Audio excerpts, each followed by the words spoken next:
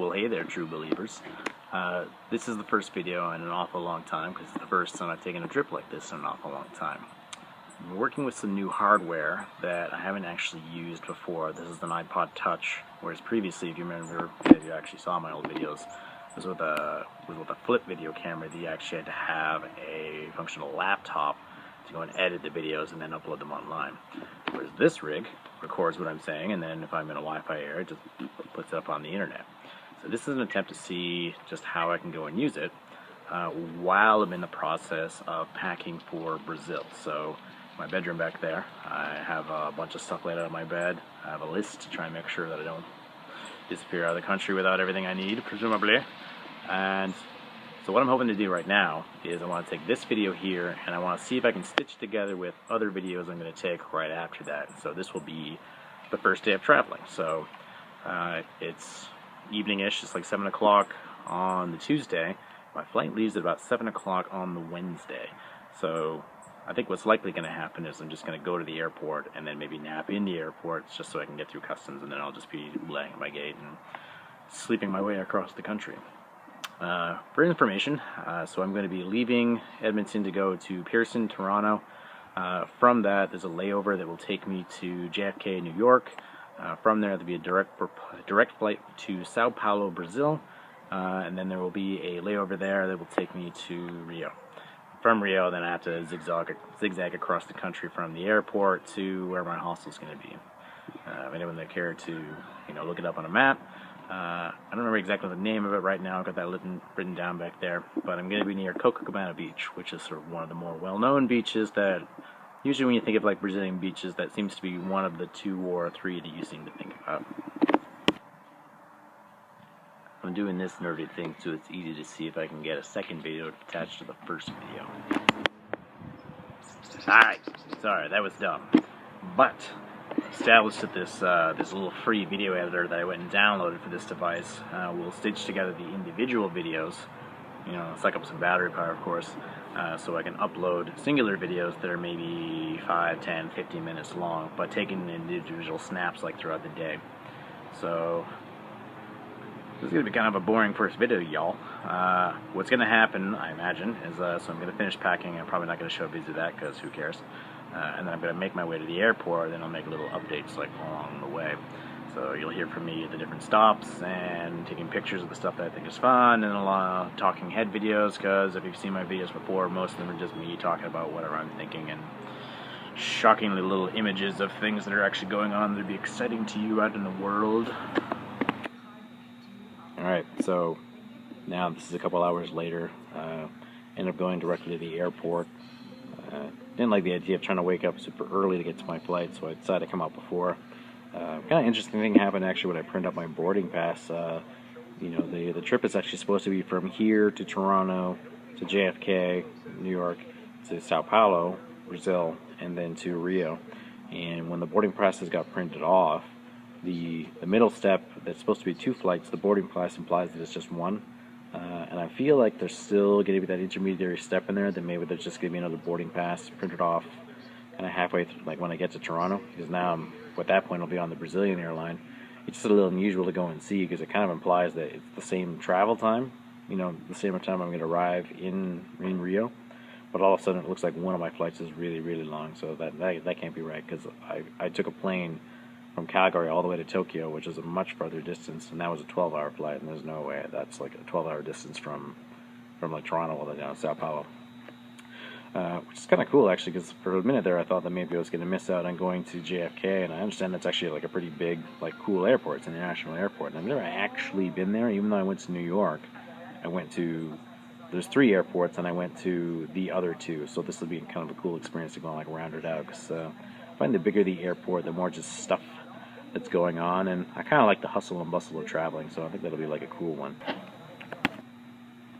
So like I'm reviewing like the video, because I'm still learning how to go and stitch all this together. I get to see just how much like red there is in my face from being like outside on the weekend, so like the nose is very like Rudolph-like, but I'm keenly aware of like these lines. You can see my forehead just because of the way that I shrug when maybe I'm like staring out in the sun, I'm doing this squinty thing. So I actually have tan lines they go unmatched, this like not quite even lines in my head. So like I'm hoping that goes away, because I feel that looks sort of silly. So the next 33-ish plus hours, once I actually get on the plane, like hopefully that's enough time like away from like actual sunlight that maybe this will all just like brown up and I don't look like a pale like mess. You know, I feel like I'm brown, then maybe I can just, you know, brown up a little bit more, then, you know, be walking around Brazil, and then maybe I won't like stick out enough, you know. Maybe I won't be like immediately identifiable as a tourist, and, you know, maybe I'll just be able to like pass as like one of the people, and, you know, just, you know, dance my way to success and happiness. I'm totally rambling now. So it's a little late, so the thing to do now is I gotta go find like one of these like couches that's the best for like taking a nap, and then just catch some Z's for a couple hours, and then, you know, see how this all goes.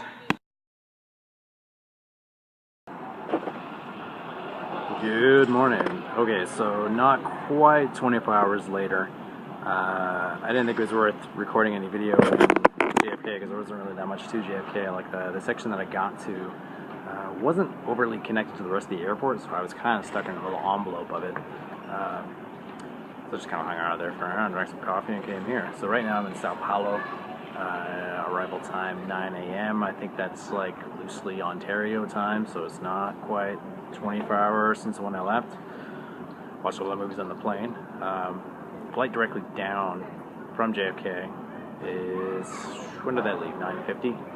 So not quite a 12-hour flight. So approaching the longer flight that I've been on, but not quite. This is the courtyard. This is with the automated sidewalk. I've been in the bathrooms. They're lovely. That is all after recording. So we finally arrived in the Rio airport. This is just a little jump over from Sao Paulo. Just kind of a long wait of a couple hours there. So not so surprisingly, you come here and there's tourists from everywhere. And I just saw a couple of guys, you know, like from the Team Egypt, I guess. So I don't know if that necessarily means like athletes or somebody in support capacity. There was news about just what you should expect to go and see when you come here. So I've seen just a whole swath of just security people, including like the military guys, like walking around with like fully automatic weapons, just kind of like swaggering around, because that's what they do. So next step on the journey here is there's going to be a little bit of a transit get for me from here to the metro line, getting to the train line, and taking a look at it. The place where I'm going to stay, the place where I'm going to get the tickets to the event is actually just a little bit farther downstream from that, so I'm actually probably going to go and directly get that and then swing back to go get my place where I'm going to go and stay.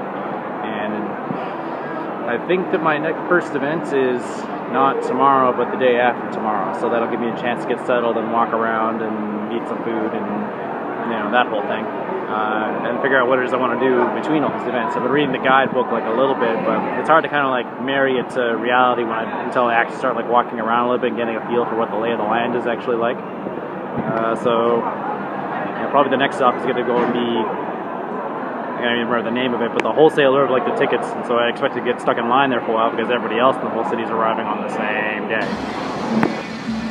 Alright folks, how about some video of me not talking to myself? So the bus couldn't take me exactly where I wanted to go. It turns out there's a shuttle to go. It's quite close to where I want to be, so I'm actually within walking distance. I'm just using the map on this thing to tell me where to go.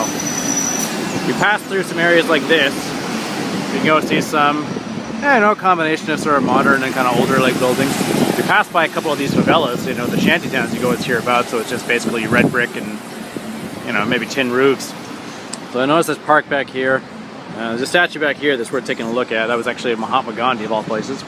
But I think I thought it was sort of interesting to go and point out. We'll see this is found. I don't know what's up with that yet.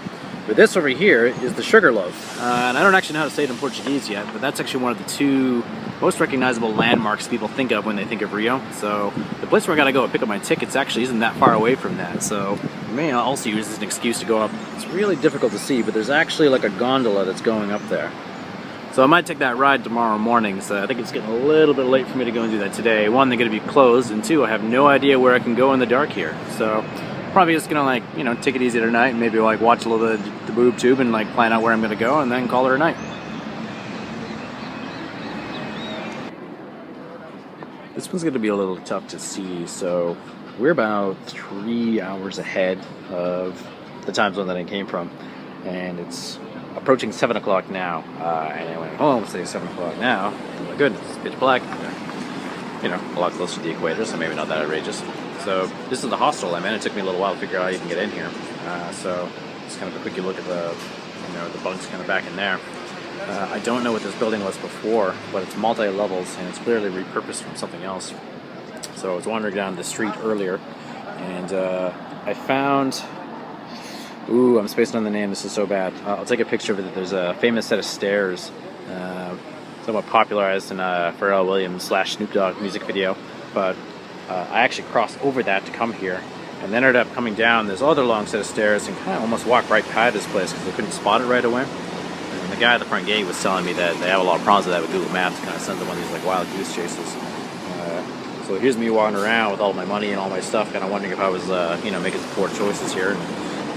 Walking around a lot of like dark, shady looking like neighborhood alleyways, but it turns out this neighborhood's not so bad, so I'm gonna make a little trip out here to groceries and see what I can find out on the streets.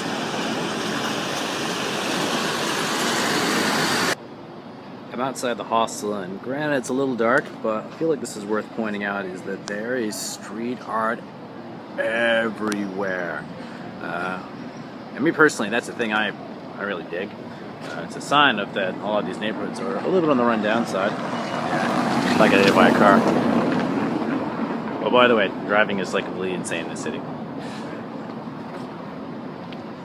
So some of these things are clearly political, and some of these things are clearly like just for fun. And I'm not much of an insider to really know what's what.